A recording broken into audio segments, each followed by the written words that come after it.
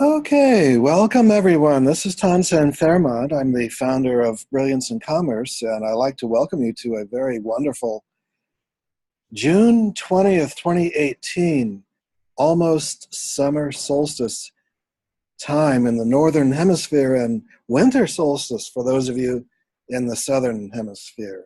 Welcome to our House of Freedom Trust webinar number 7. And we have our guest, Randall Hillner, today, who will be illuminating many of the areas we've not previously discussed in the details of how to proceed with understanding these state-of-the-art trusts. Brilliance in Commerce is a project of La Vérité, which means the truth in French. House of Freedom International Natural Law Trusts is our trust department. Liberty Debt Elimination System is America's #1 unsecured debt elimination program. Then we have Wealth Building Systems, Credit Repair, Gold Purchasing Concierge, Offshore Asset Protection, Monaco Management Group, Wealth Management, Cryptocurrencies, and so on.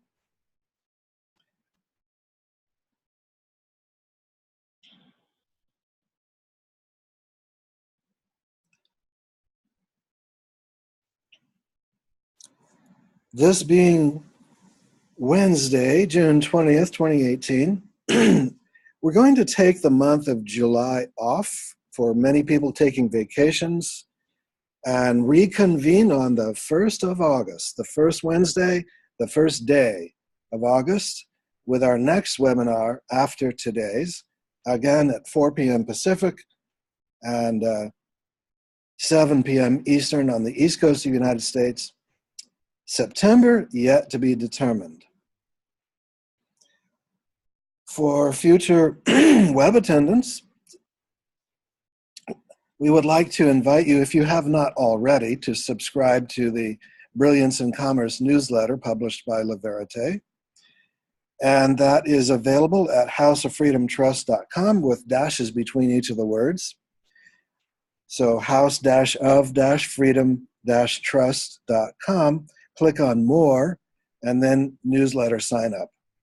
For those of you tuning in by telephone, and if you don't already have it on the website, the call-in number for general correspondence, general conversation, voicemails, general questions, 360-200-7521.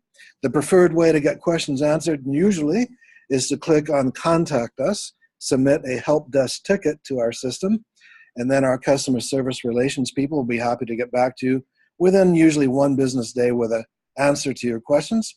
But for those who cannot easily use the keyboard to get to it, a telephone call is workable as well, 360-200-7521.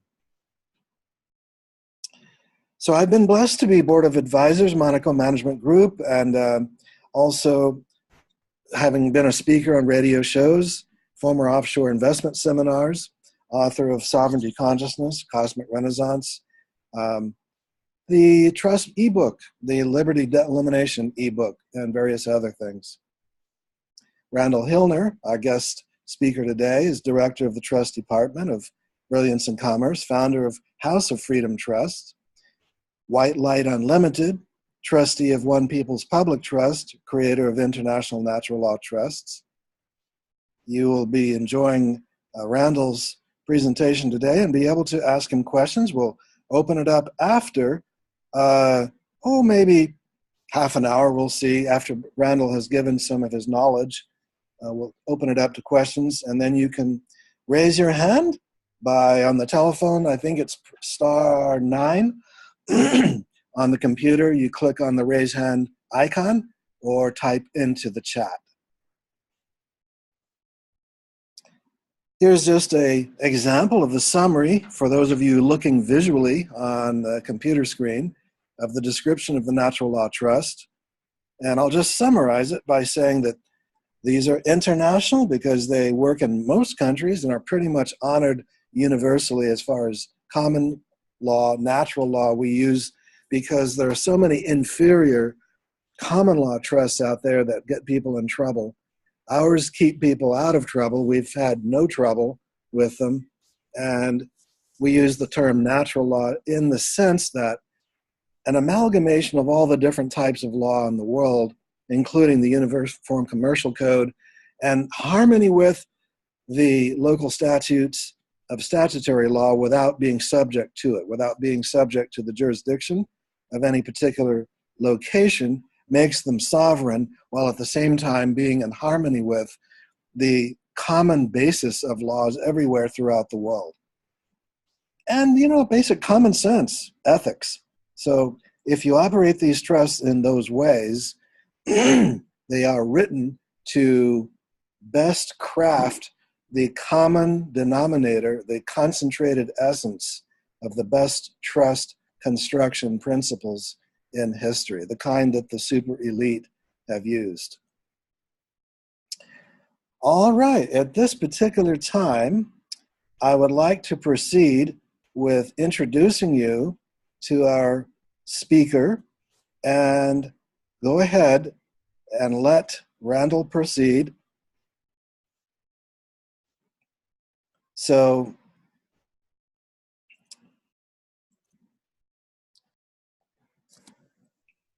if you can hear, Randall, please proceed. You are on, and you are visible. Beautiful.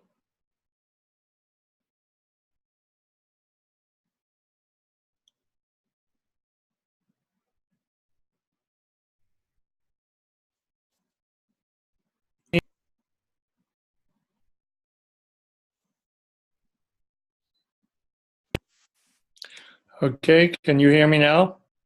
Yes, please proceed. Okay, so what did we talk about last month? I have to start keeping my notes, because as soon as I put this stuff out of my brain, it gets pretty loosey-goosey. So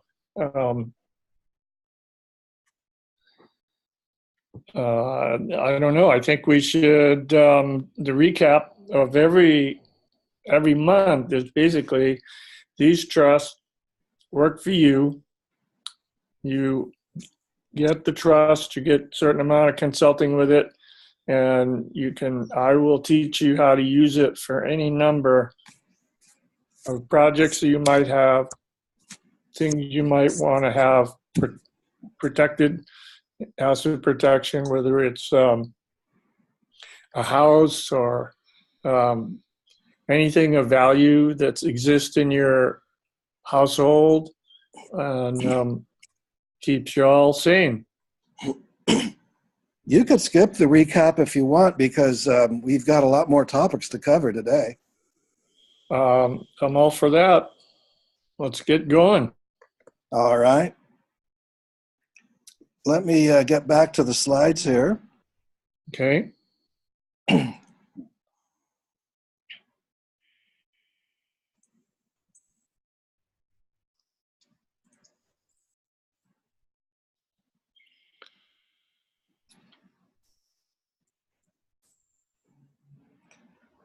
Is that visible to you? All right. Okay. This is for this week, right? Yes, absolutely. Go ahead. Yes, good. I've been waiting a while to present this material. It's really the general thesis of which we run on. So, Origin of Trust, where did they come from? Well, they've been around for 1,000 years, maybe more. Who knows where they came from? But it's basically a contract between 2 or 3 people in a trust. You typically have at least 3 people. You have the grantor, creator of the trust, and 2 trustees. And then sometimes you have beneficiaries. So there may be anywhere from 2 to 6 people in it.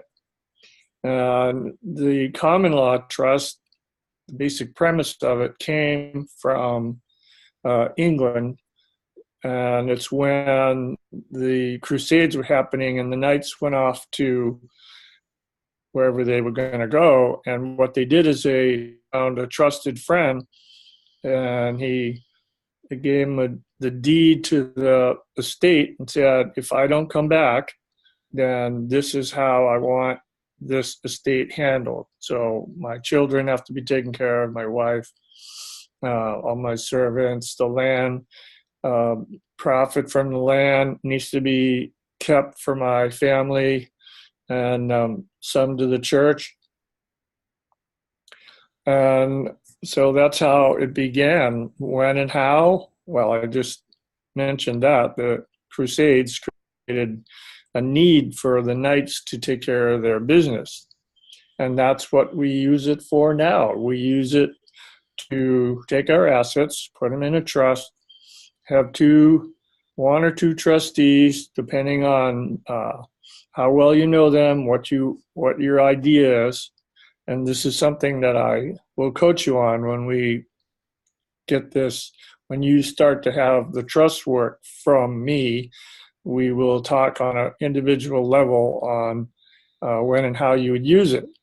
And what did they do? They protected the assets just like they would now. And it was a phenomenal event, and it was outside of the king, the reach of the king, because if you didn't own it and you weren't even though you were a subject of the king, you didn't own any property.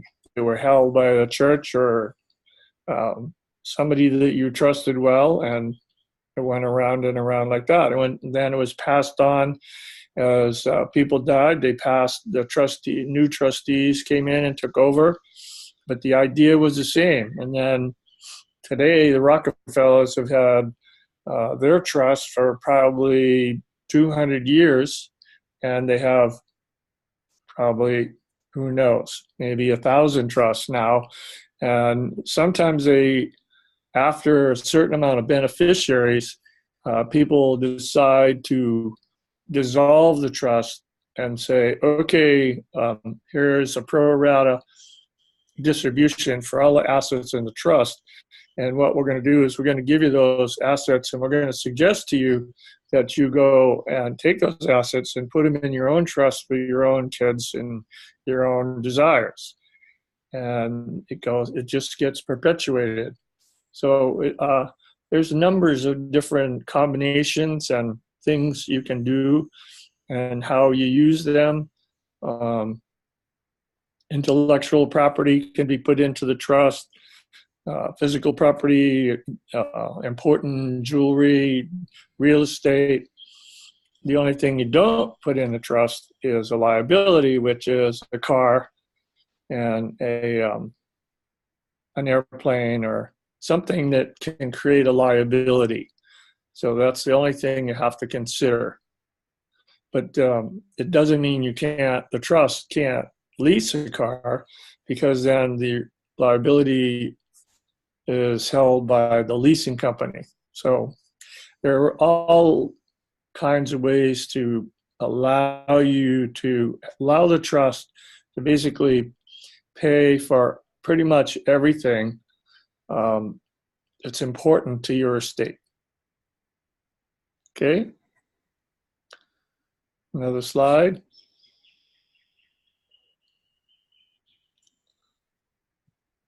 You gotta slide it up a little bit. I can't see can you slide that, Tanzan, can you hear me? Can you slide this slide up? It's looking full screen to me.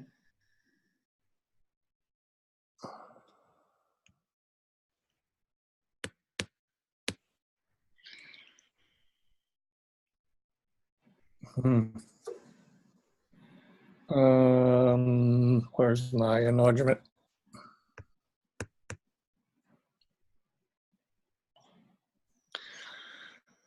Hold on. Perhaps if you press Command minus, it will reduce the size of the screen to bring it more in. Nope. Those of you who can text me and all of us and let us know how it looks, if it looks full screen to you. Okay, we got one comment saying it looks fine. Okay, well, Yeah, they're all saying they're seeing full screen, looks fine. okay, well, I've got to enlarge my screen, so let me. Command plus or command minus to Okay, enlarge. there it is. There you There go. it is. Okay. Okay, Thank you, establishing a everyone. trust.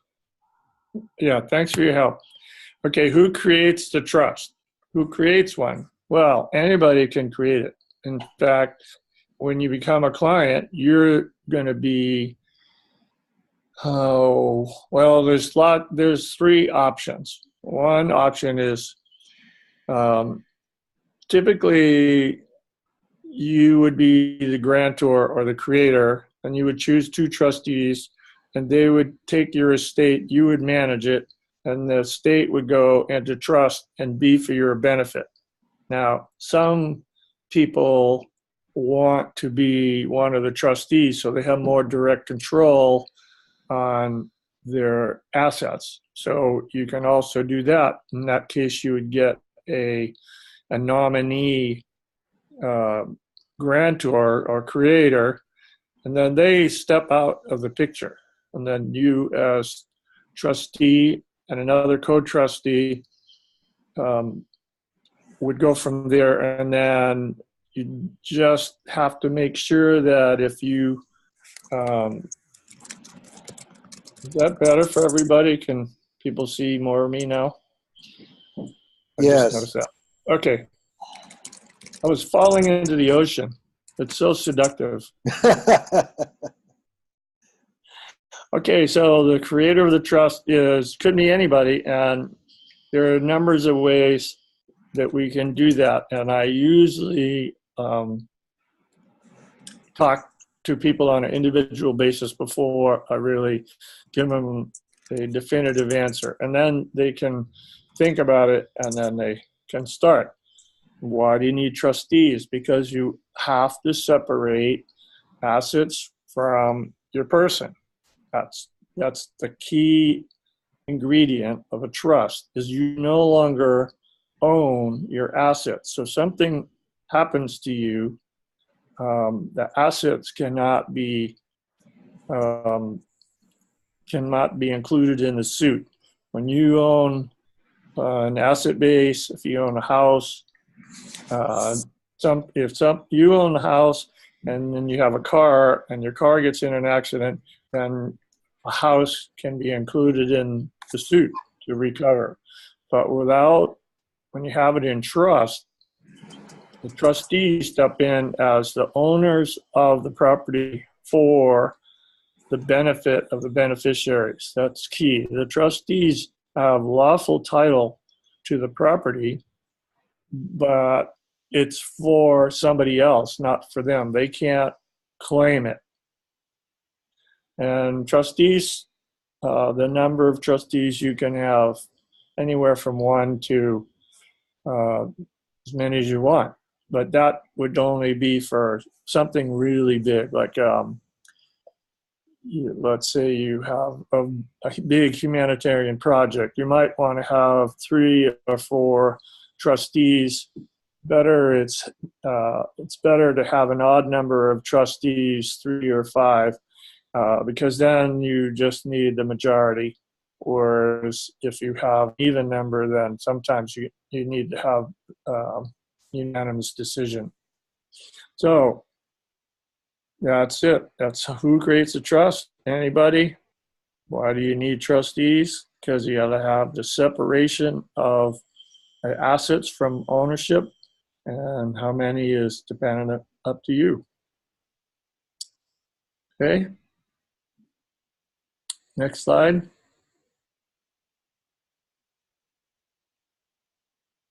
Oh, the trust instrument. What does it entail? Well, it's about 40 pages. It's broken up into sections, and when you get the whole package, I say, you know, get a 3-ring binder, and we're going to break it up into sections so that you can, when somebody says, oh, I want to see the indenture, you can go right to the first part, and there's your indenture, which is the main theme of the trust. Then you have appointments and acceptances of that. And you have a couple of schedules. You need to have a schedule for property. You need to have a schedule for real estate. And then you need to have a schedule that lists the beneficiaries and what percentage of beneficial interest they would have in this particular trust. And when you get the document, you will find it's in an orderly fashion, and I can easily walk through it with anybody. How flexible is it? It's extremely flexible. It's simple and it's flexible. Yes, you're going to have to learn some of the terminology. I try to encourage everybody to read. If they put it into 5 sections in a binder, then I'll say, okay, did you read your trust indenture, which is the first part? And do you have all the appointments signed? And is everybody signed there? And then do you have a list of the beneficiaries and how much percent that they're going to receive?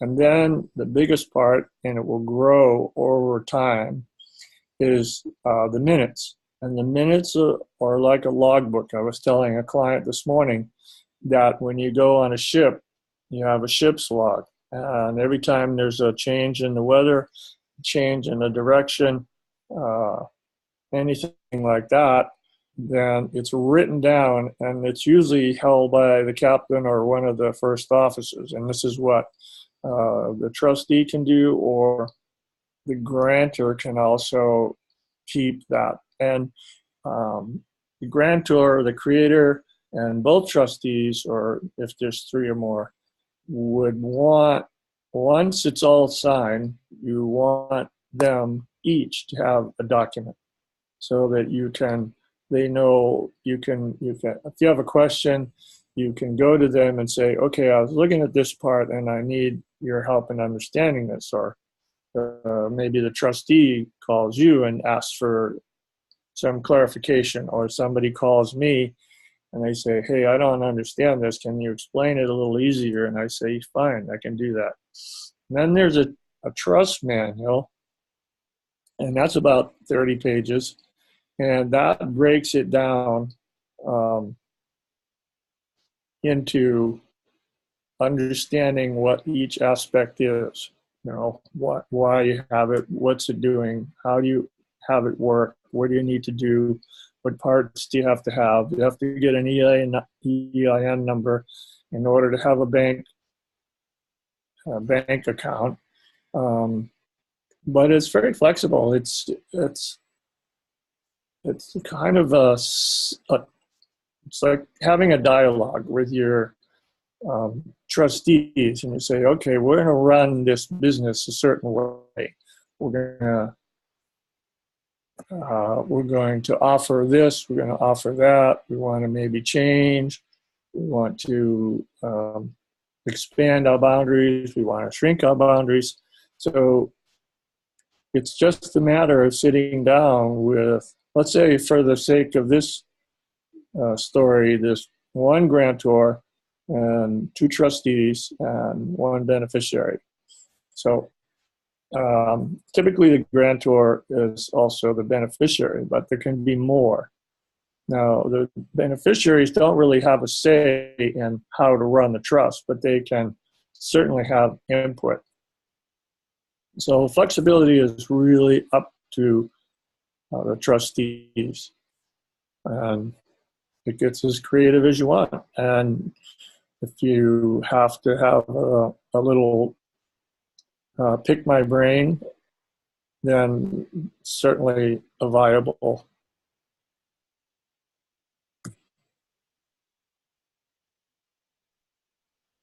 Right. Something just came up.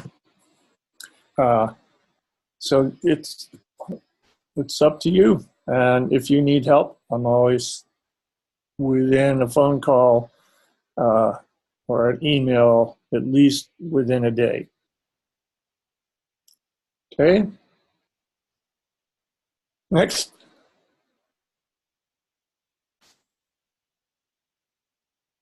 Yeah, I talked about this, transferring property into your trust. You have personal property that's on a Schedule A.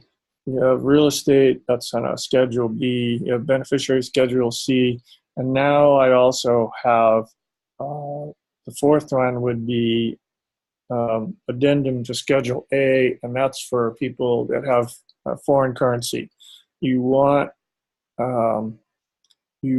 that foreign currency to be owned by the trust before the RV happens, so that you get the whole thing. So that's another aspect. That's right at the end of the trust. There's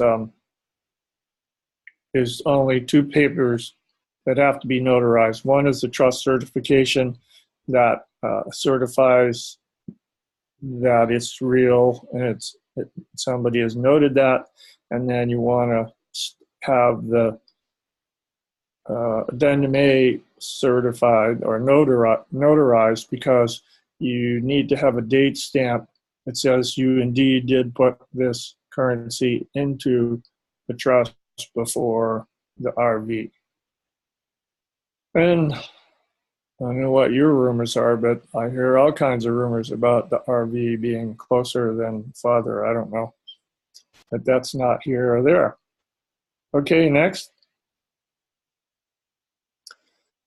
Okay, what it is, in order for a rule against perpetuities, there has to be a time limit, a date limit on the trust time. So I use my mentor 40 years ago said, okay, it can be any number, but 21 or 25 years plus lives in being can be the time limit. And then the trustees can renew or not renew the trust. Now, what I mean by lives in being? Well, if you have a family and you have children and maybe you even have grandchildren, then it would be 21 years after the death of the last child. And then the trustees can renew it, or they can just give out. They can say, okay, we've had enough, and let's give all the assets to all the grandchildren and let them run with it. And then if they want to get their own trust, then they can start from there, and it basically would go on as long as they wanted it to. And who can do that? Well, that would be up to the grantor and the trustees. Usually, after so many years, usually the original grantor and maybe even the original trustees may have passed on. So you have new trustees, but the new trustees have the same powers that the original ones had. So it can just go on and on and on. But like we talked about earlier, is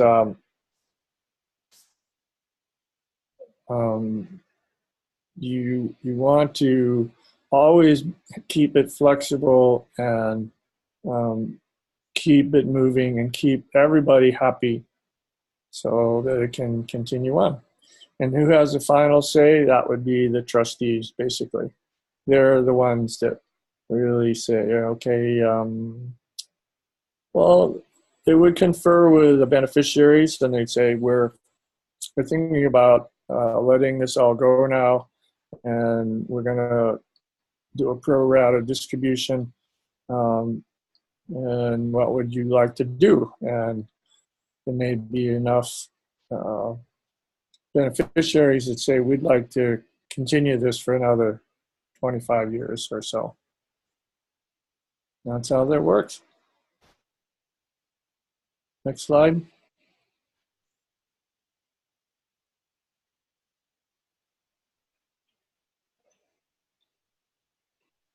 Okay. Move this over there. Oh, okay. I've got everybody's stuff on my side of the screen, so I can't see all of the screen. Can you take that off, Tanzan? We take what off? Never mind. I'll deal with it. Okay, the key people. So grantor is creator, settler, exchanger. It's the person that really decides to create the trust, and then you go out to, you have to choose two trustees, or at least one. You can have one trustee and one successor trustee, but that has to be recorded. And then you have that one trustee does all the work, and if something happens to him, then the successor trustee would step in and take over that role. And then the beneficiaries are the ones that receive the benefit. Now, a lot of the RV people have come to me and say, can we put our projects as beneficiaries? And that's absolutely possible. So that's another way to keep those assets safe for the use of the projects that you may have for the RV or later.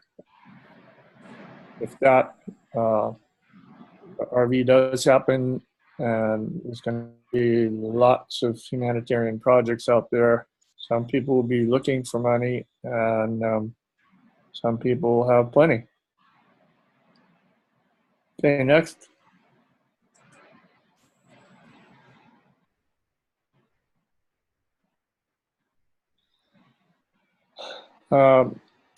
Units of beneficial interest is basically you have 100 units. And so you have to break it down into percentages. You might have all 100% of it. But then for most people, I say, okay, well, what percent do you want to have for you? What percent do you want to have for your children or grandchildren? And that can start anywhere you want. And then over time, let's say, one of your children leaves and you have a falling out, then you may want to have his beneficial interest taken away, and that can happen too. How much for each beneficiary? That's very up to each person. That varies. If there's just two of you, then you each get 50%, or could vary. Could be anything, any percentage that you want. Now they're interchangeable. Well, what happens is the beneficiary, say, dies, then the trustees would immediately take back that certificate, and then they would disperse that percentage out to whatever beneficiaries are left on a pro rata basis. Or perhaps the person has set up the trust and in the beginning said that I want, if in the case of this happens, I want this child to get this much and this child to get that much. And it can differ or it can be the same. But the certificates go back to the trustees and they're changed. They're non-assignable. In other words, you can't just give them to somebody. And they also can't be touched by the courts, which is kind of a neat thing because the trustees can just take it back and put it in the trust and it stays there. And then when everything is cleaned up, then it can go back to those beneficiaries. And they also can't be taxed. Right. Yeah. All of that.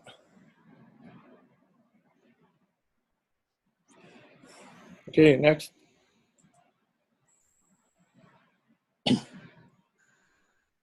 Oh, the minutes. Very important. Like a logbook. so you never get lost. You want to, day-to-day things are, you don't have to record everything, but any major decision that's made that's going to affect any of the beneficiaries needs to be recorded and needs to be decided by the majority of the trustees to be able to do that. So the minutes are key. And they can't be, the court can't get them without a subpoena. So they're really kind of essential to not be telling anybody.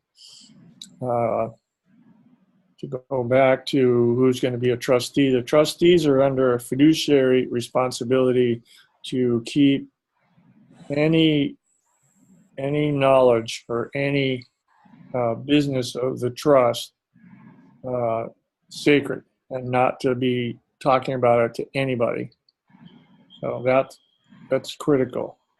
When you're a trustee, or even as a creator of the trust, you don't want to be broadcasting, oh, I got this trust, and unless you're trying to get your friend to get one because you are having such success with it, then that's fine. But usually it's private and confidential.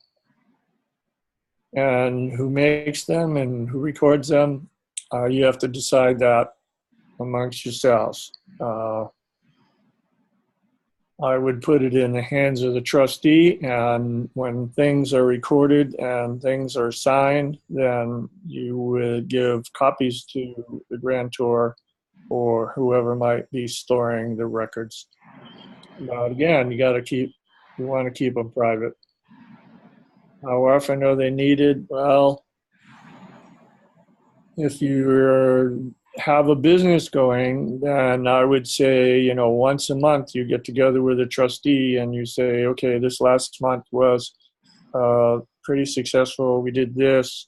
We didn't change this. We kept this. Or maybe we made a whole new change. Maybe we took some beneficial units and we, bought another company and expand that way.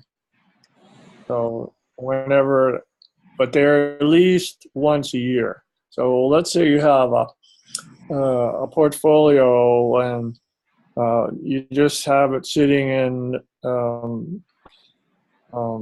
a financial fund that's doing reasonably well, and you get a check every month or every quarter, then I would say whenever you got that check, you would just write in your log that on the first of the month, we got another check from this financial process. Okay. Next. Oh, yes. This is, this strikes fear in the hearts of beneficiaries who are demanding and want more. And what it means is that trustees can say, hey, look, see this paragraph right here? You want to read it really closely, because in it states that if you try to invade this trust and demand more, and the grantors have never specified that, then your units of beneficial interest could be taken away. Why does it strike fear? Well, let's say you're making, $20,000, $30,000 a month from the trust, then you wouldn't want to lose that. You'd have to go to work. So what happens is that it goes back into the trust fund, and then trustees can reassign on a pro rata basis. Let's say there's 3 other beneficiaries, then they could split that in 3 ways and send it out on however the grantor would like to. And this is why it's important for the creator to check in with the trustees on a regular basis. All 3 of you need to working this in as a triumvirate. a good triangle, good solid organization. Okay, next.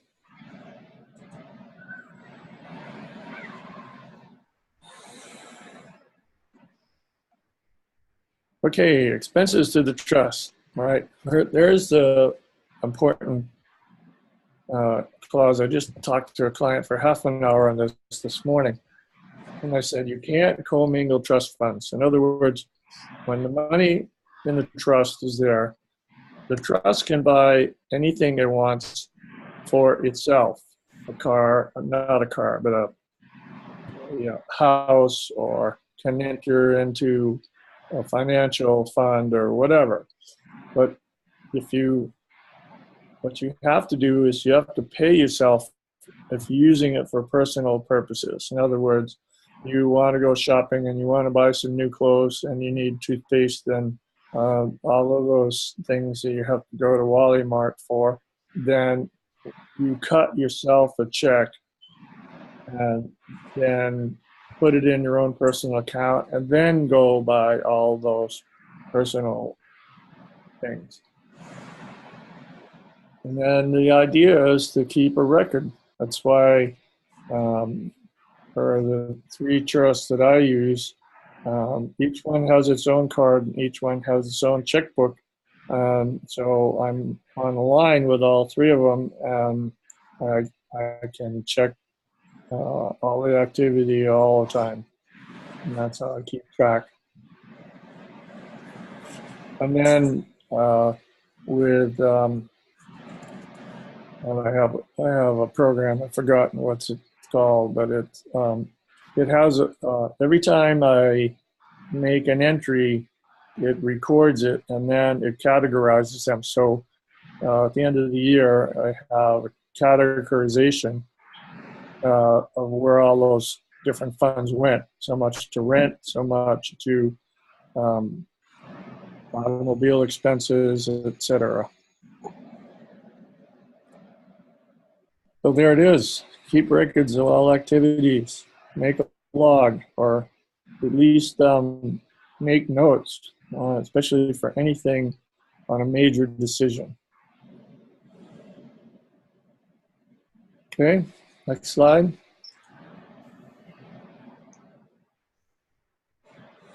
Yeah, well, we just talked about this. You don't have to get a logbook per se, but you gotta figure out a way to keep track of what you did with the money from the trust. Time, date, people, meeting, just like any business expense. You gotta keep track. And then if it's a meeting, if you have a meeting with the trustees and the grantor, then everybody signs and it's kept in the trust records. Okay.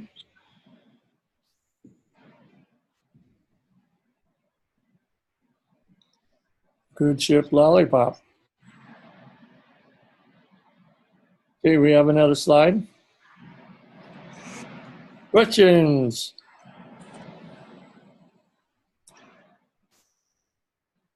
Anybody got a question? One person wrote in the chat saying someone has an open mic with a video game playing in the background, but all the microphones are muted. So I don't know how that would be occurring. Well, I can hear a little sliding. I can hear something, but it's not distracting to me. I have no idea. Well, if anyone else gets more information about it, let us know. All right, so this is the questions session, everyone, and you can either type it into chat if you're working on the computer, or raise your hand by clicking on the raise hand icon, and if you're calling in by telephone, press *9. And in chat, we have, how much does it cost to set up a trust for the RV? Well, that's basically the $2,500 or $250 per month if you don't have $2,500. $2,250 a month for 10 months. And if you're anticipating the revaluation of currencies and you wish to have your currencies titled to the trust prior to the RV, and you can afford to go ahead with your 2,500, then you can get it done within a few days. Randall generally is very good at delivering it within, what, Randall, a couple of business days after they've submitted their form? Right. That's what's been missing lately is people have signed up, but then I'm running after them to get their form in. And let me put it this way also, is that if you put your first $250 in, then I will get to you and I get your form. I will get you the two valuable papers that you need to have notarized so that you may not have the whole trust until later, but you'll at least have the trust. You'll have the trust owning the currency, and you'll have an EIN number for it, and you'll have the trust manual. So you'll be starting on your way to success.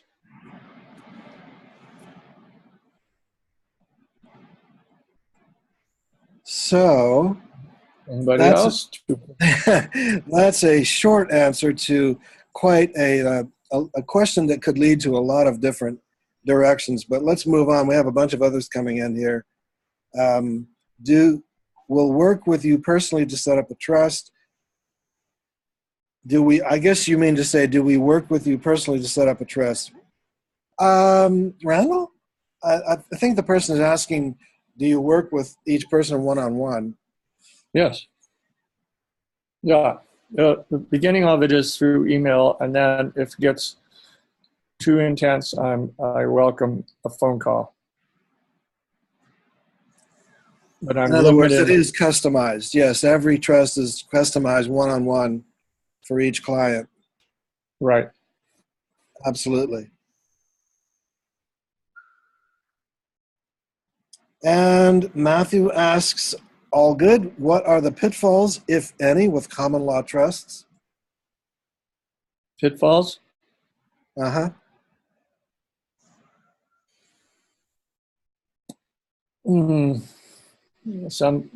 Somehow you commingle funds. That's a pitfall. If you're not keeping minutes, that could be a pitfall. But if it's done correctly, I have yet to find a pitfall for me. 45 years doing this. And Matthew, if you mean, are there pitfalls or disadvantages to a common law trust in comparison to a statutory trust? I think, Randall, you would agree that all of our experience has been that there are very few, if any, disadvantages. Oh, compared to a statutory trust, no. That's why I caution everybody not to get a lawyer as a trustee, because it'll automatically change it to a statutory entity. So that would be a pitfall. Don't get anybody that's connected with a court as your trustee. But other than that, it's fairly simple. I mean, if I can do it, anybody can do it. That's how I feel. Yes. So everyone who hasn't already heard this, just as a reminder, we caution, bless their hearts. Most attorneys have good intentions when they start out, but they're part of a system that is kind of changing right now, isn't it, Randall, on the global scale? It's kind of going through a transformation. But traditionally, bar licensed attorneys are brainwashed and educated along a single line of thinking and have not been initiated into the deep secrets that the elite has kept closely guarded for generations of asset protection. And that's what we've been fortunate to inherit, is this special knowledge which is not taught in law schools. So if you go seeking an opinion from a licensed law professional about these trusts, they will usually be afraid of them. They will usually scare you away from them because they don't Right. understand them. It's fear of the unknown. But it's also ignorance, because I like that saying, don't interrupt the person who is doing it and tell him that it's impossible when he's already succeeding. You know, he's successfully doing something, and you you can't go in there and say it's impossible when he's been succeeding with it for years and years and decades, you know. Well, like I said, it's a very flexible document. I think I've never really seen a statutory trust. I'm sure it's a little more defined, and it's under the context of the court. That's the only problem. But I'm sure there are some lawyers out there that be able to understand and do a natural law trust, but if they do it for you, then probably it's going to become statutory just because of the direction it came from. So if you do your own natural law trust and you follow the basic paradigm, I mean, there's certain laws you have to follow for making it all happen. But the flexibility is much more than if you go to an attorney. I mean, my parents had an AB trust written by an attorney, but that was their good friend, and she took care of them very well. But it was still a statutory trust, and I didn't like it. I didn't like the way it read, so I just left it alone. Well, most statutory trusts have a good 100 to 1,000 more rules to follow. Sure. Well, they're under the auspices of the court. And they don't really improve the asset protection, if at all. Well, I think a well-written statutory trust will hold up in court and protect the assets. But again, its tendency for it is to go to court before it's resolved in arbitration or, just talking it out. Right. But again, the trust can be sued if it damages. If it creates damage, then it can be sued. And it can sue. Let's say a trust has a piece of property, and some yahoo comes driving through the fence and crashes into the house. Then that trust can sue that person for negligence and damages. So you can use the court system, but you would go into a common law court or one where it's a personal. What do they call them when you go into the people's court? So it's not represented by an attorney. Okay, 360, I'm going to unmute you. You are on the air, 360-688. You have a question? Yes, I do. 360, it's in Washington. Yes. I'm going to be relocating overseas.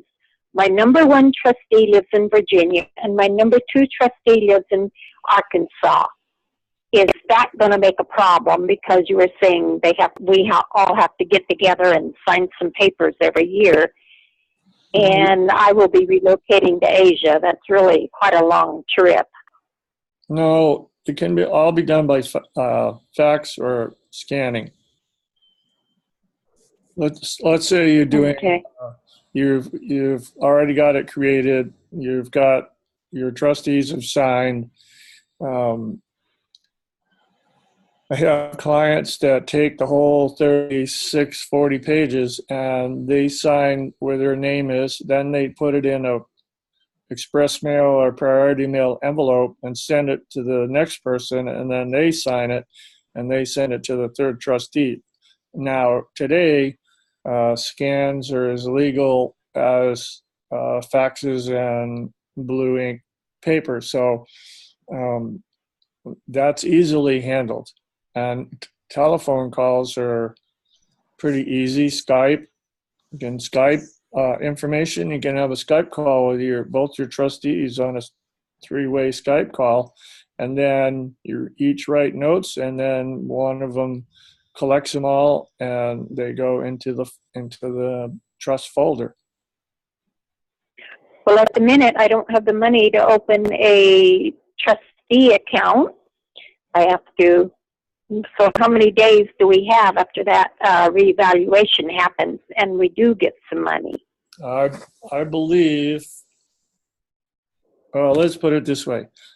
My understanding, this is only a rumor, is that you're going to have 3 months to make a decision on what to do with the money, how to play it out. Now, there's that, and then there's, what was I going to say? I lost my train of thought. There'll be time, and I think, I don't know how it's going to work. I keep getting asked this all the time, but it may be that you're going to go to a meeting place or an RV center, and they're going to count your script, and they're going to give you a safekeeping receipt. Now, that can go, if the trust, if you've paid at least $250 and have the name of the trust and the EIN number for it, then you're all set. You can use that trust to open up an account, whether it's in a major bank or a minor bank. Well, it won't matter. Because once you get this trust, you're going to be, if you're in Asia, or you can go to Hong Kong, it's all wire transfer. I do electronic banking to the mainland because I don't have banks here that I like, so I just do all electronic stuff anymore with the banks. It's getting easier and easier. And so you're not worried about the hacking? I'm not worried about what? The hacking. Some of the banks have been gotten into it. Okay, all right. No, I have, well, HSBC, Bank of America, Wells Fargo, a trusted bank. And I think, I don't know, but I think when the RV happens, there's going to be such a flood of new currency, and that banks themselves, like I've used blockchain before, and my understanding is that now the banks are all switching over to blockchain security. I don't know if you're familiar with it or have ever heard of it, but no, I'm not. Well, you can Google it and look up blockchain, and it's a new phenomenal way for security for anything. So should I get up with my bank here in Washington, the one that I use, to see what they've got along that line? Yeah, get your 250, and I'll get you the two papers that need to be notarized, and then you can go to your bank and see what they're going to do in the future. But you really need the whole document to open up a bank account. The banks want to see the whole 40 pages, or at least part of it. I'll coach you if you send me an email. I don't have a computer. Oh, you're on the phone. Well, exactly. I'll leave it up to Thompson to give my phone number out to you, and then. Well, you'll have it anyway when you become a client. Once you've paid your $250, you'll have Randall's phone number and can communicate with him that way. Yeah, well, I'm not afraid to work with you at all. So I'd rather coach you in the early days, so that you can feel confident about going when you're going to Asia soon. Probably in about a year, maybe. Oh, well, you'll have time. I mean, but as you can tell, I've had a lot of things happen in my life where, you know what I mean, so I have reasons to be cautious and leery. Yes, and there are banks all over the world that are very secure. So you'll find something, especially you're going to Singapore, you said? No, I'm going to the Philippines. Well, Philippines, okay. I'm sure there's banks there that are as secure as any other place. Yeah, but I'm keeping my bank here in Washington also. Well, that's fine. That's not a problem because you'll have electronic communication with your bank. We'll get it. So if you're not going for a year, we'll get it set up so that by the time you leave, you've got your trust document and you've got your account open and you've got your current CO accounted for, and you'll be set to travel. And I'm sure you. Yeah, because I figure 6 months to a year. A lot of it depends on the RV as to how soon I can do what.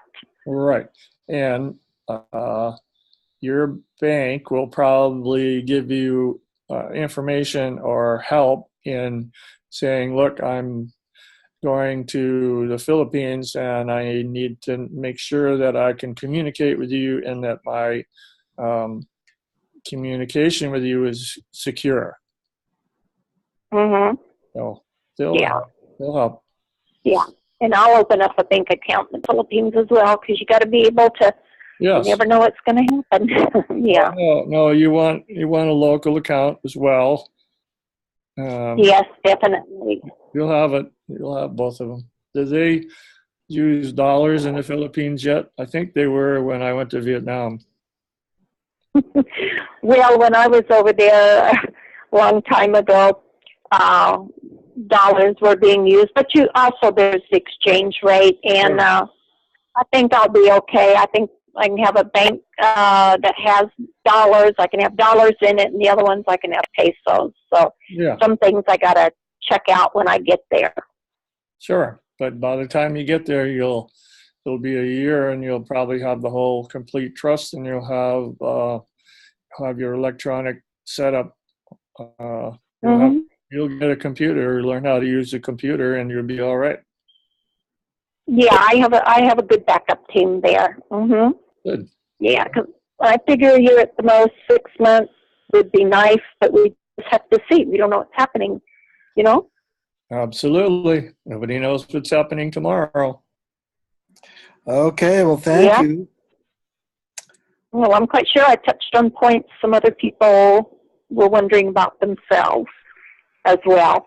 Okay, well, thank you. And yes, thank you. We'll get up with y'all later. Bye-bye. Don't hesitate to call if you need some help. Okay, next we have 901, area code 901. You're on the air. Yeah, this is Troy Edgington in Nashville, Tennessee. Hi. Welcome to Nashville. Yeah, it's pretty good up here. Revocable and unrevocable. Okay. I kind of understand it, but my wife was concerned if you put money into an unrevocable trust, you're not going to be able to move it. Is that true? Move it where?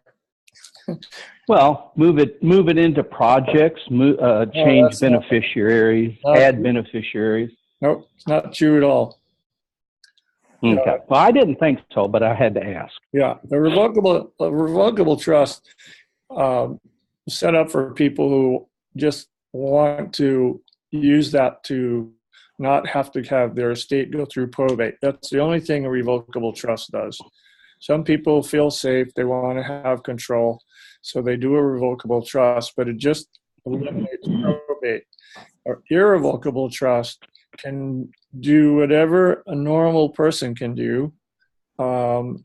It's irrevocable in the sense that you can't take the money back, but trust can invest that money, can buy and sell real estate. It can do anything that you would do if the money was in your own pocket. Okay. In other words, you as a grantor can work with the trustee that you appointed to work different projects, Sure. whether it's humanitarian and business or investments. Yep. Of that nature. Anything. They can take you to the ball game, and you can watch the Red Sox while you eat a hot dog. Have a cold beer. Okay, that answered pretty much everything. I mean, you can add or delete beneficiaries if it arises. In other words, Yes, and I heard you say that a little while ago too. Yeah, you can add beneficiaries at any time. You can change the percentage ratio that each one would get. Children will grow up and get married and have their own children, and you have the ability to add those grandchildren to the beneficiary list if you so choose. Okay.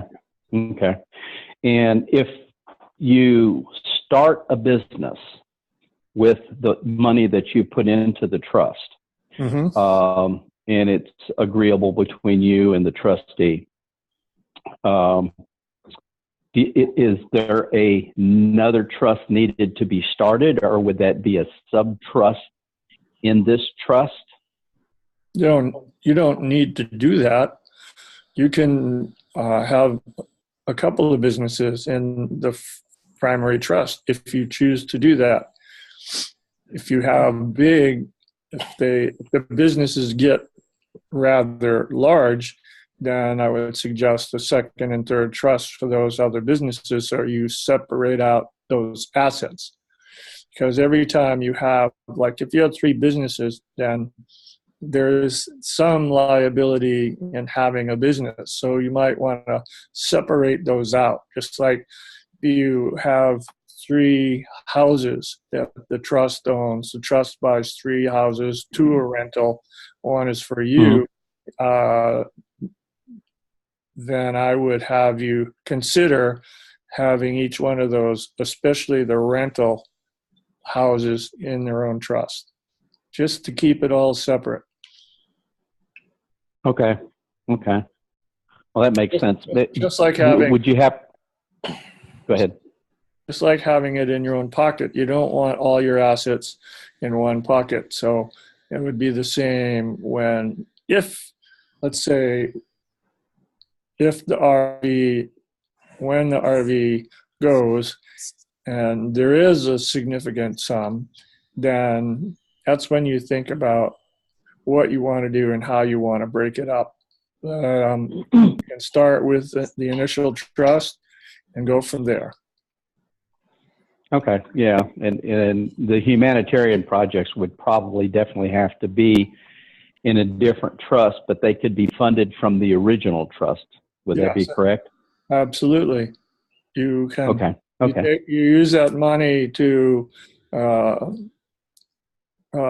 create a new trust and then to fund that particular project. Okay. Randall, for the benefit of our guest in Nashville as well as everyone else listening today, it might be useful to review the fact that you can choose. You have 3 different ways you can go with regard to trustees. 1, you can appoint a friend or family member as your trustee or trustees, because you need at least 2 or 3. 1 current trustee and 1 successor trustee, or 2 current trustees. Those can be friends or family members. Choice No. 2. Yeah. If you have 2 trustees, one of them has to be non-related. One has to be non-related, right. Excuse me. Okay. And choice number 2 is you can be one of the trustees as long as a number of other conditions are fulfilled. And we won't go into all of that right now. Suffice it to say, as long as certain rules are followed, you can be one of the trustees. And I had a woman this morning I talked to, and she hadn't heard that idea before, and she immediately said, "That's what I want," and so setting it up. So you really have three choices, and I'd be happy to explain. Well, I can give a brief summary right now. One is, you're the grantor. You have two friends, or one friend and one family member as the trustees, and then you're the beneficiary. If you want to be one of the trustees, then you have to get a nominee grantor, and then you have to have a non-related second trustee altogether. Or you can be a sole trustee and have a successor trustee, that if something happens to you, then that successor trustee would take over that other position. Now, one of the conditions on that is if you are the only trustee, you can't be the sole beneficiary. Right. Okay, And the that third makes sense. option is to hire a professional trustee. And so Randall and another partner and I have an organization that provides professional trustee services. And that's usually more of interest for people who work internationally and who don't have people locally convenient, or for whatever reason they are changing the circles they travel in and no longer Right. associate with their previous relationships or whatever. There's a variety of reasons. I don't know, I would say usually that's the least desirable way to do it. Well, that's definitely an option. That's a good option, because I was wondering, when you run out of trustees and people and friends and that, who do you call? Right. Yeah, but Ghostbusters. Randall made me laugh one time when he said, well, these people come to me and they don't know anyone anywhere on the planet they can trust. He said, what kind of life have they been living? Yeah. There's a few out there, believe me. Yeah. Okay. Well, thank you. Thank you very much. I appreciate your help. Welcome. Thank you. All right. Okay. We have area code 406. Are you there? Yes. This is Tom in Montana. Hi, Tom. And a couple questions really related to setting up a banking account. We know the banks are getting tougher and tougher in many areas, new accounts being one. Any challenges there for people, or do you have banks that you recommend? I had to shop for a couple of accounts. Hawaii didn't want to deal with the trust the way I wrote them, but then I found a credit union just down the road from them, and they said, "Oh yeah, no problem. We'll open this right up." So some people walk right into their home bank and they have no problem. When I say that, if you have a co-trustee, you need to take both trustees if you want to both be on the bank account card. Now, if you're the only one that's going to be on the account, then you don't need to take that second trustee. But it just depends on what you're doing. But I haven't had many people call me and say, I can't find a bank. I say, well, maybe go across town, try another one. Usually I never hear from again because they've got their account open. Tom, So it sounds like people are, oh, go ahead. Tom, do you have Columbia Bank in Montana? No, we don't. Well, it's a Northwest bank, and it's one of the best banks in America, and they've accepted all of the trust accounts we've brought to them. But I think they're only in Washington, Oregon, and Idaho, maybe one other state. Yeah, I have children in Washington, so we get there a lot. So that would be okay. Columbia Bank. Yeah. Are they okay? They were Yeah. in the Forbes top 20 banks in America in 2015. Okay. They have So this they philosophy take. that relationships rule, and they walk their talk. Okay, great. Then I've got a couple foundations that I work with and that I set up, and they, I've got bank accounts with those. But it seems like in Montana, the banks need to have records that you're certified with your Secretary of State, and now we wouldn't do that with this trust, would we? No. What, So yeah. well, that's one reason I have a notary page on one of the sheets, because that's your certification right there that the trust is real. I've never heard of having to file for a state filing. That's when you do that with a county, you're actually going into the statutory process. Exactly, and that's why I haven't tried this for a couple of years, or I haven't dealt in the area of opening a new account. But it seemed like that's one of the things they wanted. But I guess, like with Columbia Bank, Johnson, that they don't want that. Obviously, is that the case? A registration with Secretary of State? Yes. No, all they need is the EIN for opening the account, which is just the IRS calls it the employer identification number. For those of you in foreign countries, you get a business number for identifying your trust, and that's useful only for banking purposes and not for filing tax returns. That's all they require. Okay. So, yeah, I didn't know whether this is peculiar to Montana, and maybe there's a way to get around it. I didn't really dig into it that far. So, yeah.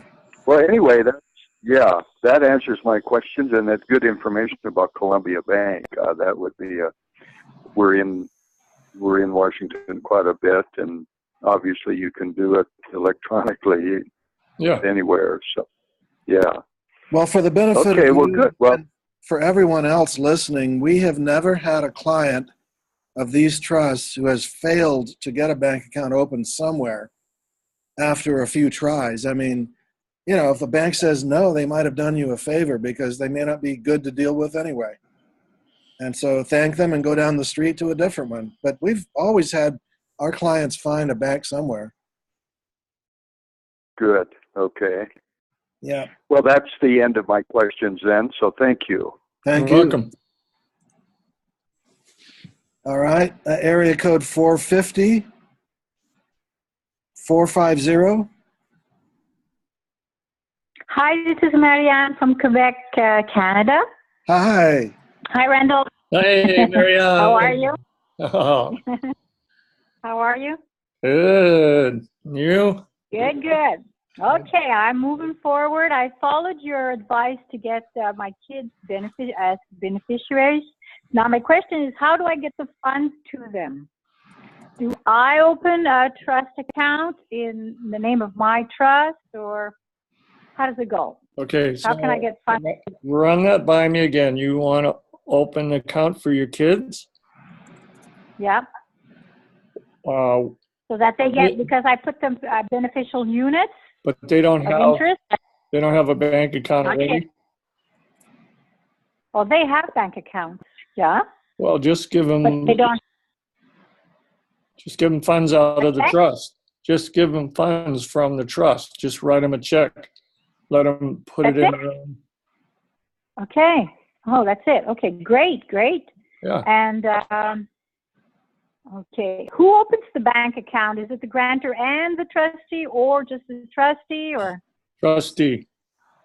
Just a trustee. Oh my God. Do I go with the trustee? Are you a trustee as well? As a grantor? No, I'm a grantor. Grantor, beneficiary. You're going to go with a trustee, and you're going to sit down and you're You're going to say, we want to open up a bank account. Now, in the a number of years ago, I could go to any bank in California. Yeah, that's more than a few years ago. Anyway, and they would let the grantor or the manager be on the signature card as well as a trustee. But lately, especially Wells Fargo, shut down one of my clients for a while because they only would allow the trustees to sign. Now they got it eventually because one was in California and one was in the East Coast, and they had to coordinate the time and both show up at the respective banks to sign in front of a bank officer, and then they did electronic movement and it happened. But that was, they'd still got the account open. Well, Okay. I would recommend staying away from telling the bank that you are a grantor, because then they might think, well, they are responsible to the interests of the grantor, which is not true because these are irrevocable trusts. So if you're also wearing another hat, like beneficiary, that would be the word to use. Yes, Randall? Or the manager, general manager. Manager, right. Yeah. Okay, I'm the manager and she's my trustee. Okay, so you both walk in and put your sweet faces on and sweet talk them in French. With our 5 pages, with our 5 pages, everything notarized and everything. Great, that I get. Okay. Yeah. Now, what about the credit card in the name of? How does that work? Credit card in the name of a trust. It depends on the bank, but usually on my checks, it's the name of the trust and me as trustee. And on the credit card, just my name, but it's attached to that same account. It's attached. It's your name, but it's attached to the bank account, the trust bank account. Yes. Exactly. Okay, good. Last question. I still don't get the difference between employee and hiring someone to do something. Like I really got your message when you told me, no, your trustee is not your employee. I got it. Yeah. But I'm still going to give her something. I'm going to give her money. I'm going to give her, what's it called? It's a trustee fee. Oh, it's a trustee fee. So she has to declare that in her tax. Well, depends how much you give her. I mean, you could just, Okay. I don't know what you want to work as a accounting system for the trustee. How much work is she going to do? If she does minimal work, then just take her to dinner once a week. If she's going to do a lot of work, then she'll have to either pay your cash or she'll report it. Okay. So that's a personal thing for each person. Okay. We'll get back to that later on then. Okay. Yeah. So I don't have employees. That's it, eh? No. I don't have employees. No, and if you hire somebody to do something, if you hire somebody to do something, you just write a contract. You don't employ them. You say, okay, I want you to do this job and I want it under contract. And then you just pay it under contract rather than employee. Okay. Because we want to stay away as much as possible from employees if it's not necessary. Okay, got it. Well, so good. So far, so good. Thank you so much. Merci beaucoup. Yes. I'll be emailing more questions. Okay. Bienvenue. Bientôt. Merci, au revoir. Okay, next question we have on the chat. If the trust pays you as the beneficiary and that goes into your personal account, is that money seen as taxable income? Well, yes, if you are a taxpayer. Yeah, if you're a taxpayer. Out of the trust. Yeah, that's a personal decision you'll have to make. That's why I have the trust pay most of the expenses except for anything really personal. And then I pay myself, and I don't care about the consequences.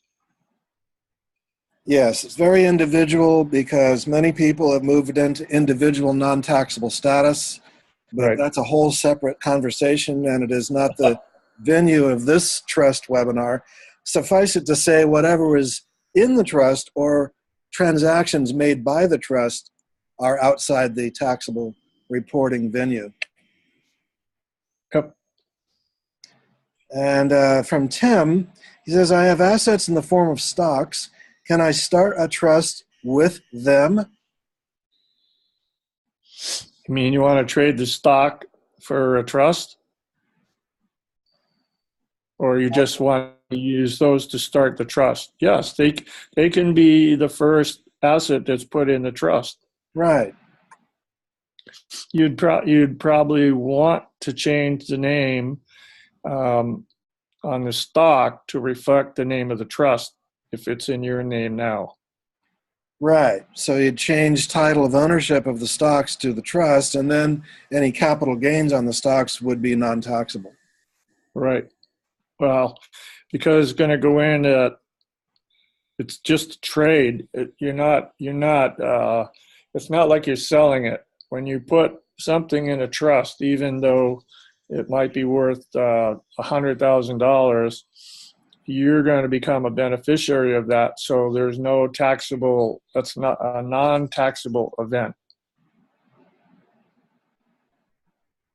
And Tim also says, also have a court case as a defendant. Tim, we're not quite sure what you mean by that. It does not really related to the trust. Neville asked, question, what is the difference and advantage between an international natural law trust and a bloodline trust? Bloodline? Right.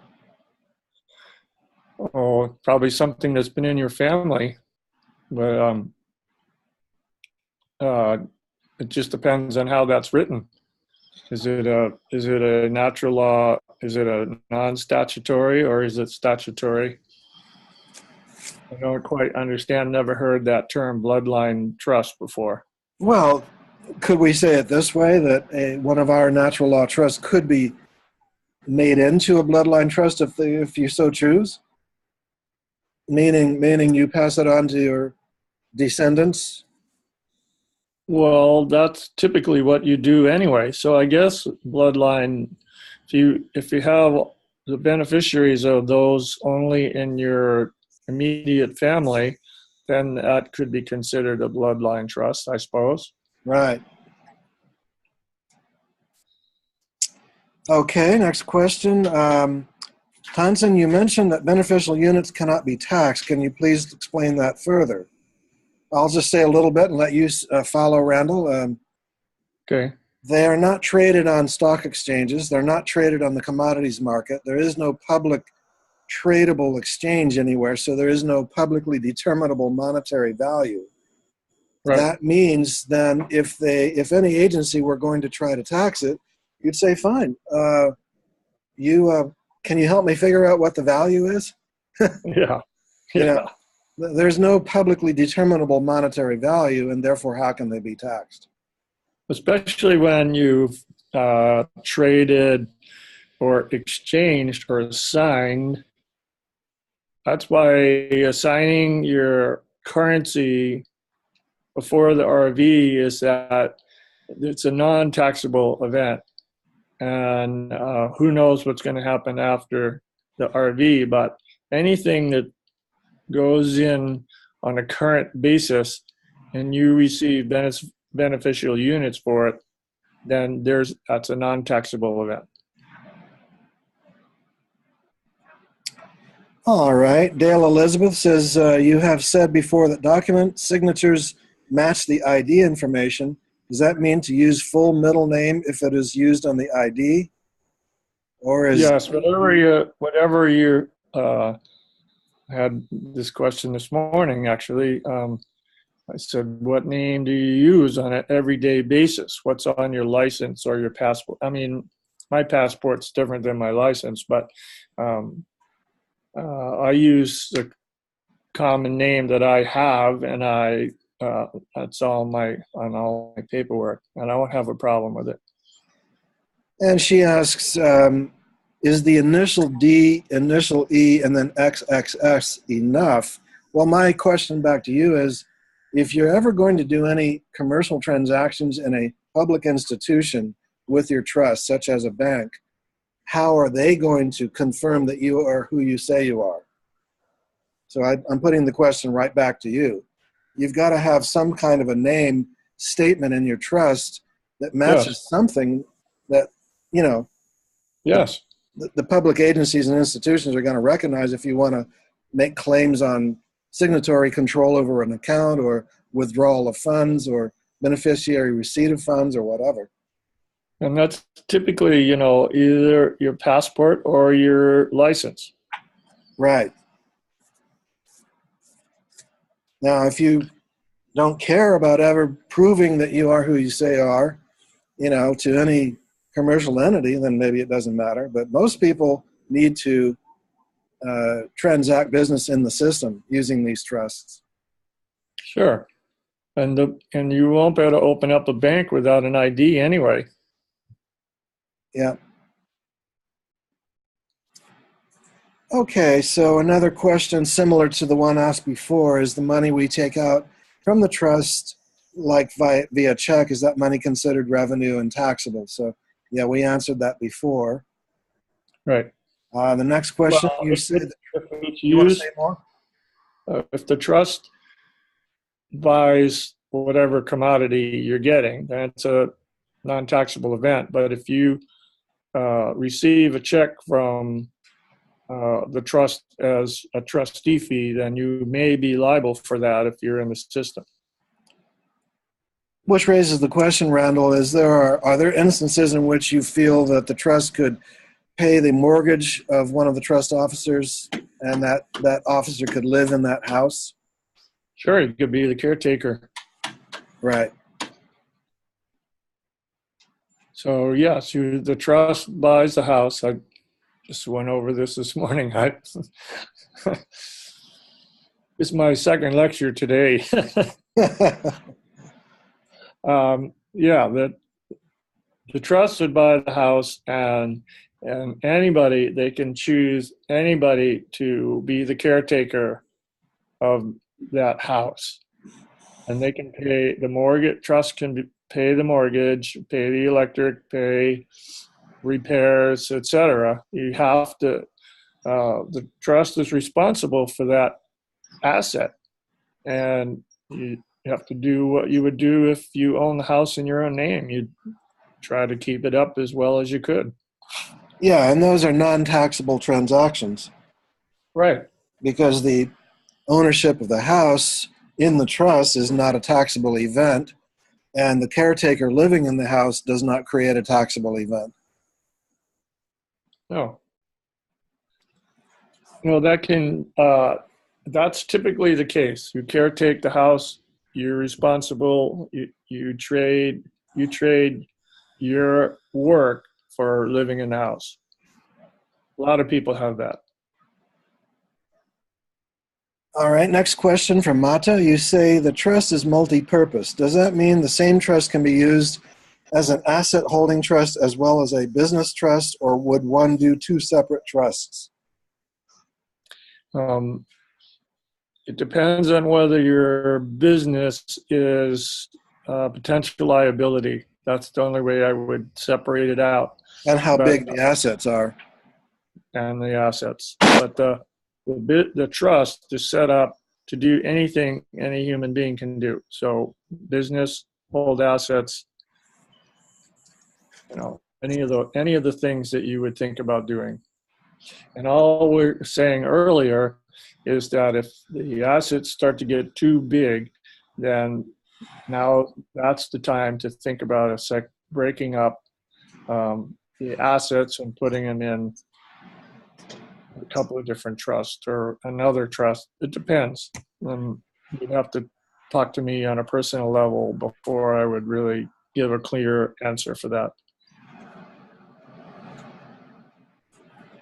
Okay.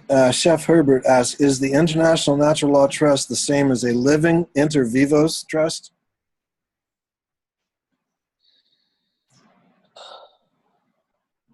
Well, usually a living trust is a revocable trust. So inter vivos means it was created during your lifetime. So I wouldn't put that title on it. I would just call it, when I talk to people about it, I say it's an irrevocable, personal irrevocable trust. I mean, yes, it can be used and should be used while you're alive. However, no, Yeah. the living trust is typically a statutory entity. Right.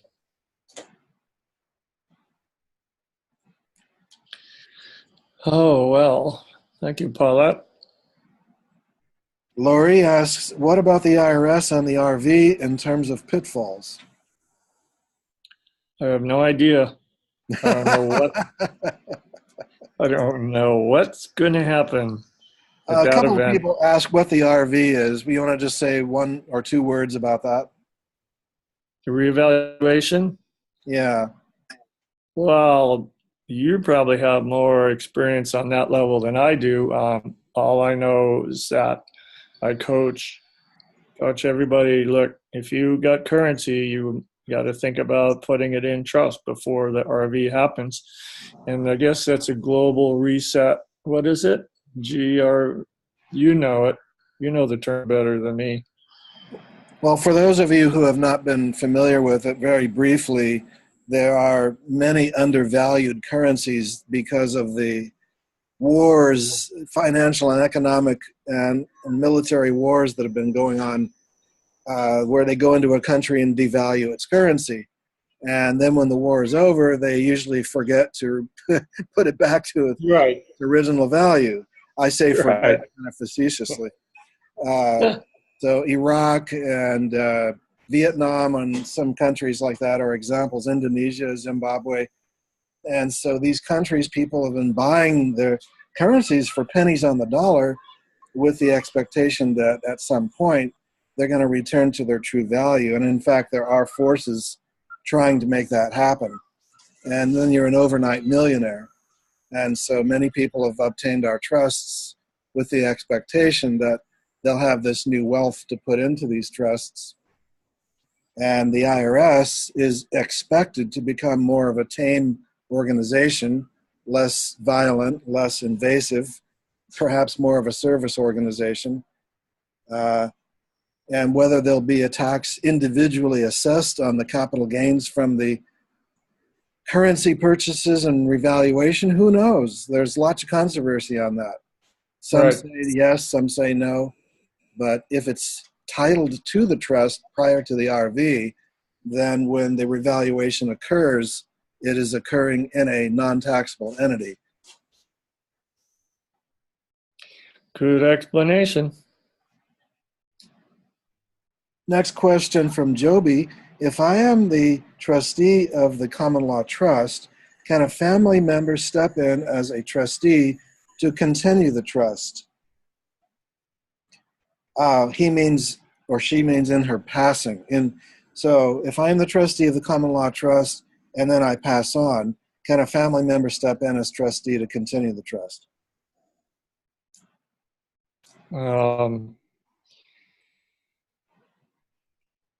Is the person the grantor?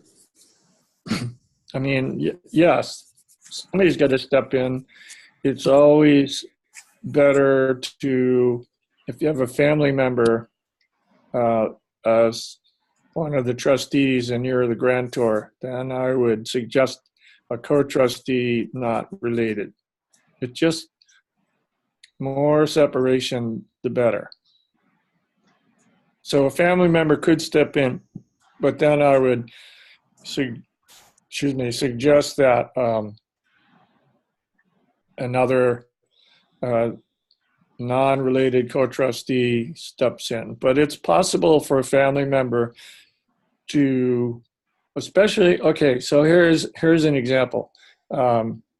Sometimes I have a client that's the grantor and the sole trustee, but he's not a beneficiary at all. It's just goes to his children and his grandchildren. So in that case, because he's not getting any benefit out of it, then that's a permissible action.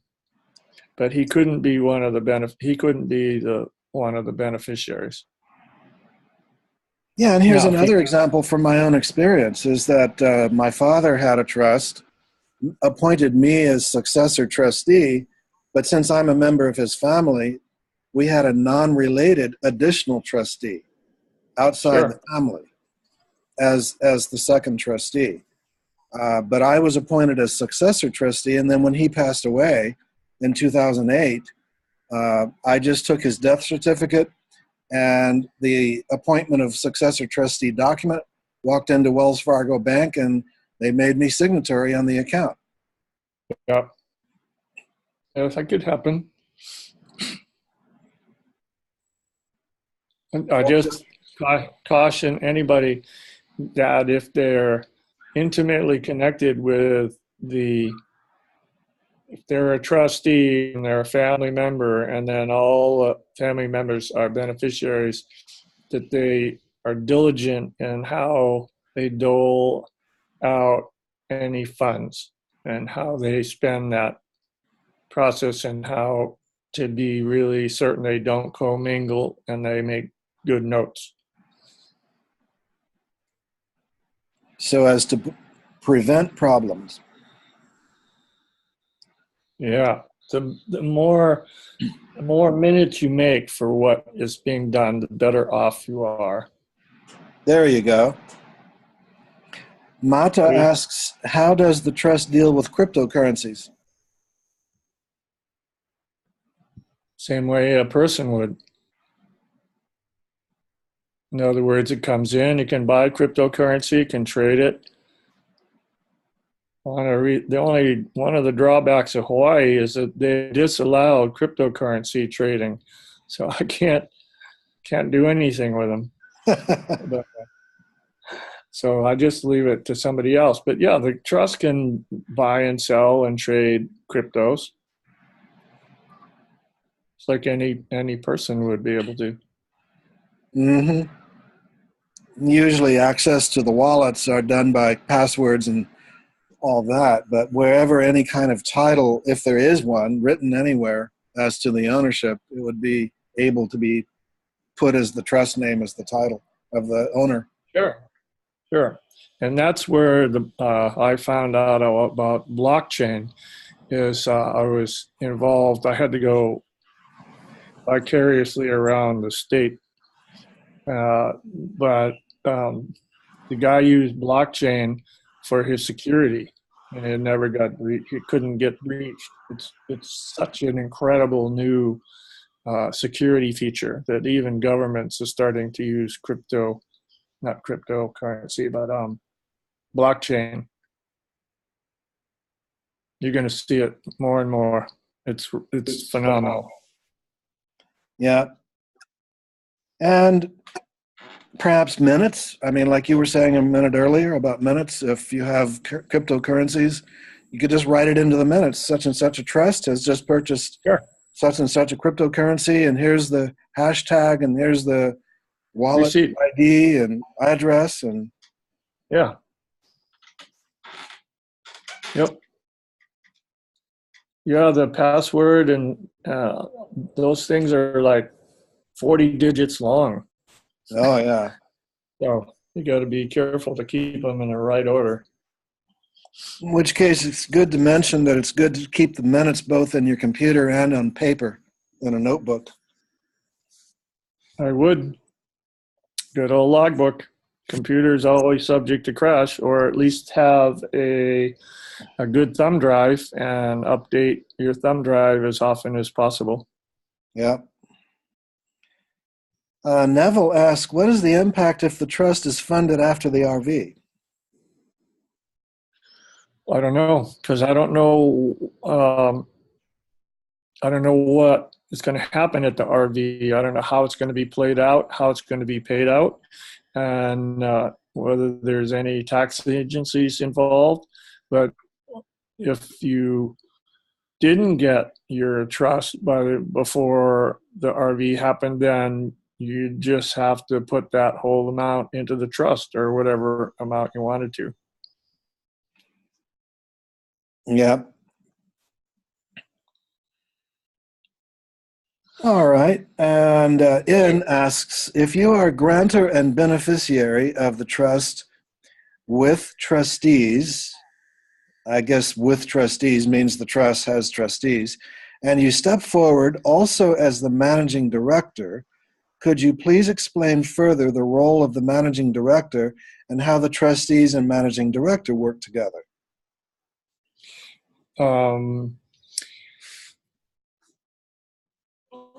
They just do separate jobs. Usually the general manager will do the day-to-day business dealings of the trust.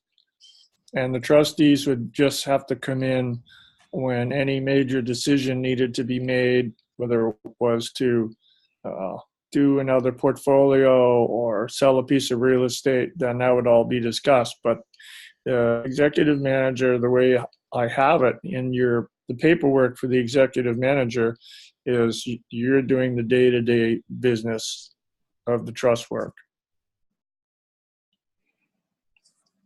And if the bank allows, it'll allow you to be signatory on the account?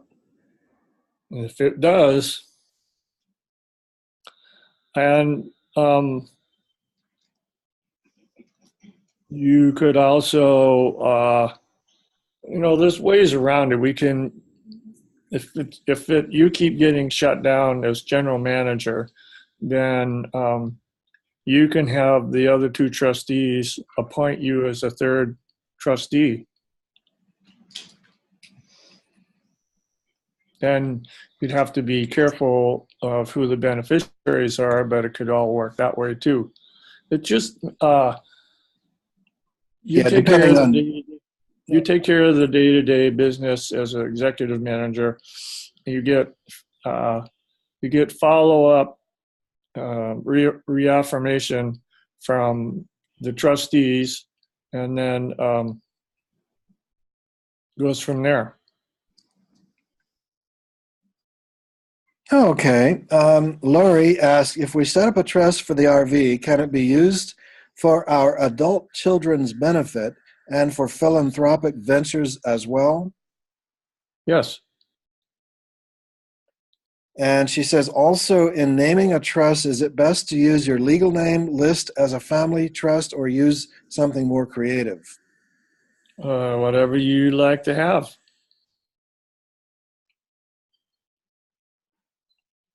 Yeah, in other words, there's no particular book of rules about that, right? No, the only one situation I had a couple of weeks ago is a woman had a name that she wanted for a trust, and when she filed the EIN number online, somebody else already had that name, and so she had to change the name on her trust, but that was all it took. Yeah.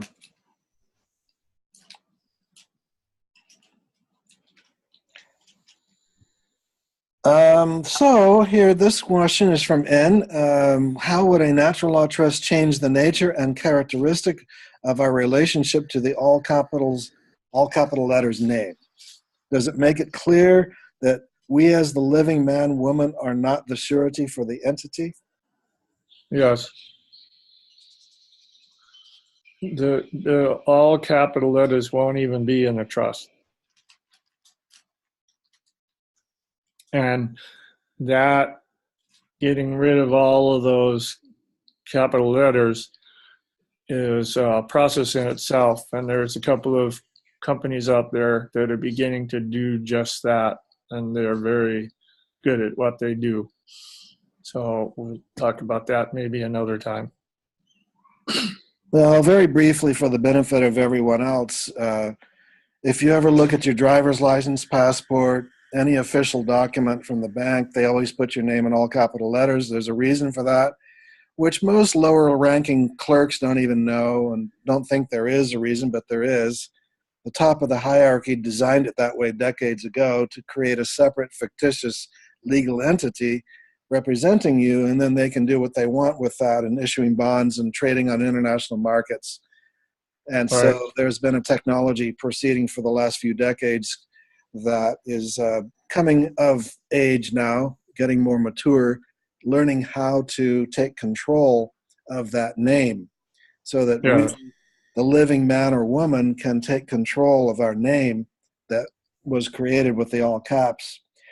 But these trusts have nothing to do with that. They are not dependent upon one's having documented one's improvement of status. So one can continue with the way the status is that most people have and operate these trusts successfully. But like Randall said, they deal with you, the real living man, in your upper lowercase name. They don't deal, with the all caps name, except that if you go open a bank account in the trust name, they'll probably put the trust name in all capital letters. Yeah, probably.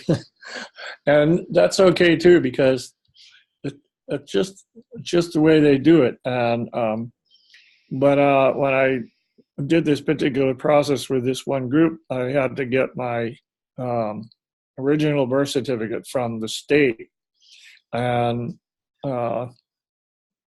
I was really happy when I saw that the original birth certificate with a gold seal on it and stamped was upper and lowercase for my name. So the original birth certificate, if you inquire about it, is going to be an upper and lowercase because they're treating you as a human being baby, not an entity. Yep. So only when you go get your first job and have to get a social security number that it all goes to up in smoke. Mata asked, can the manager open a trust bank account? Sure. If the bank allows? If the bank allows, for sure. But as I suggested earlier, if I were you, I would take a trustee with me in case the bank said no. That was our next question. Must the trustee be present? Yes. Usually. I would recommend that because I've had people go to the banks by themselves and they say, well, we need the trustee here. And so then they have to go, and that's wasting a half a day. So take your trustee with you when you go to the bank. Or if you want them both on the bank card, then take both of them, but all should show up together. Joby asked, and we may have answered it since she put it into the chat, but we could answer it briefly again. Can the trust pay the mortgage, rent, and utilities of the trustee or the beneficiaries? Sure. Especially if it owns a house. Mm-hmm. Or let's say the house is being rented, but the trust can pay those expenses. But ideally, the trust isn't getting any benefit out of that. So I would save that ability for when the trust buys the house and then you become a caretaker and then the trust pays all the necessary expenses to go with it. Should a certain kind of minute be written to that effect? Sure. Write minutes every time you make an important decision. Absolutely. Mata asks, can a non-grantor put assets into the trust? Yes. Yes, trustees can. I just have a client now, and she's going to be a trustee, and she's going to get a nominee grantor, and she's the one that's going to put her foreign currency into the trust.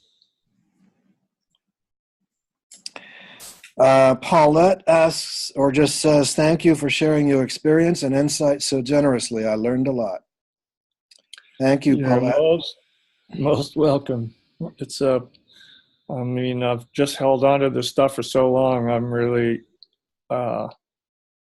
grateful that I can share it, especially with so many good people. Absolutely. Thank you. And so I guess we're getting near the end, but we'll just say here that this will be posted on YouTube for playback. We'll announce it in the newsletter. Lori asks, can a primary trust set up another independent trust for adult children to own and operate that they may pursue whatever they choose? Sure. When she says, can a primary trust set up another independent trust, I'm assuming maybe she means that the primary one is the beneficiary of the new one? Or the trustee of the Yeah, new one? I would just suggest that she pays for and has the kids, the children, create the trust themselves, and then it's their Yahoo. I mean, it's their Kuleana, so it's their process. But yes, a primary trust would create the secondary trust, and then the primary trust would be the beneficiary of that second trust. But then it gets complicated because then you want your kids to be some of the beneficiaries too. So it could be that the trust just takes a percentage and the children get a percentage as beneficial interest. Does it get to be like a chess game sometimes, arranging all these things? Yes. It's good that they think about that, but what I want to suggest is that keep the trust separate.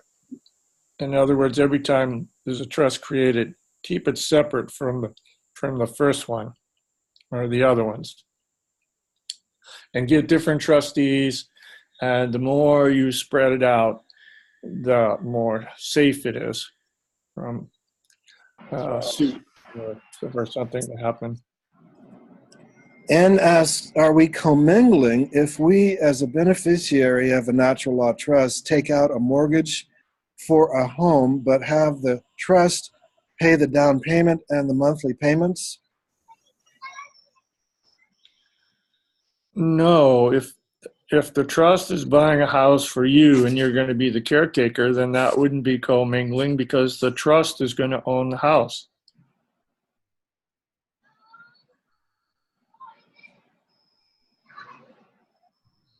So commingling means the trust directly purchasing individual personal items for the individual. That's typically it's like using your trust credit card to take yourself to lunch, and it's not really about the trust. So that would be a little commingling, or to buy a present for somebody that doesn't have anything to do with the trust, or it's just make sure you try to always use money that's in the trust for things that belong in the trust. Right. Gene asked a similar question. If you have a business trust, can you use it to pay debts such as homes and vehicles? Yeah, of course. The trust, even though you're defining it as a business trust, I say private irrevocable trust can be used for business purposes or personal business as well. I mean, anything that you can do as an individual, the trust can do as well. Right. Do you think we've already answered this? James asks, give examples of commingling funds. Have we addressed that sufficiently? I think so. All right. Yes, don't use trust funds to buy personal items.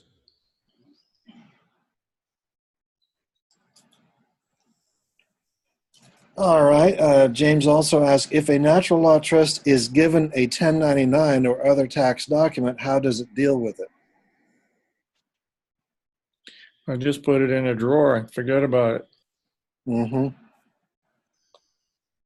But that's just me. So not for public consumption.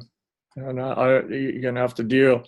I would have you, all the clients specifically call me to tell me that they've got something going on with IRS or 1099s or anything, and I'll either defer them to you or we'll figure out a way to solve it altogether. Meaning that it is an absolute truth from the experience of everyone that the IRS sees these at all, if they even are willing to recognize them as pass-through entities without their own tax liabilities. So, Sure. yeah.